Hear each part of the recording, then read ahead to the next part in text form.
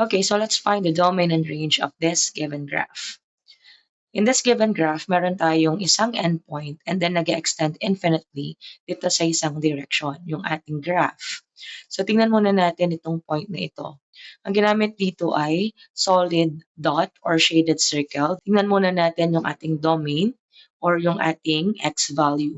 Tingin tayo dito sa ating x-axis. Yung point na ito ay nakatapat sa -4. Okay, meaning ang x value natin dito ay -4. So ang ating domain ay mag-uumpisa sa -4 going to positive infinity. So bakit positive infinity? From -4 papunta dito sa positive infinity, lahat yan ay magagamit ng ating graph. Kasi nga ito ay mag-extend denoted by this arrowhead. Sa ating domain, included ang -4 kasi nga shaded circle ang ginamit ng ating point or endpoint. So para sa interval notation, ilalagay natin yan as from -4, included ang -4, going to positive infinity. And since infinity ito, gagamit tayo ng parenthesis. Since hindi natin maiko-close or walang limit yan kasi nga infinity, kaya parenthesis ang ating gagamitin. So for our set builder notation, ang included sa ating domain ay, so from -4 included yan, papunta sa lahat ng mas mataas sa -4. So ang ating set builder notation ay the set of all x such that x is greater than or equal to -4.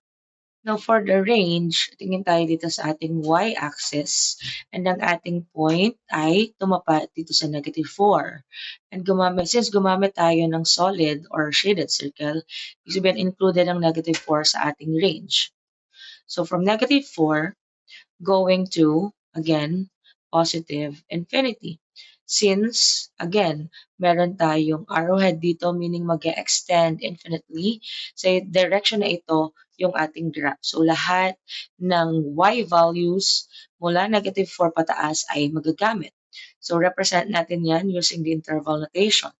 Sa ating interval notation, we have from -4 going to, again, the positive infinity. And parenthesis din ang ating gagamitin. Since infinity nga ito, okay, hindi natin yan ma-close or hindi natin ma-limit. Next, for our set builder notation, lahat ng numbers na greater than or equal to -4, yun ang kasama sa ating range. So we have the set of all y such that y is greater than or equal to -4. So ayan na ang domain and range ng ating graph.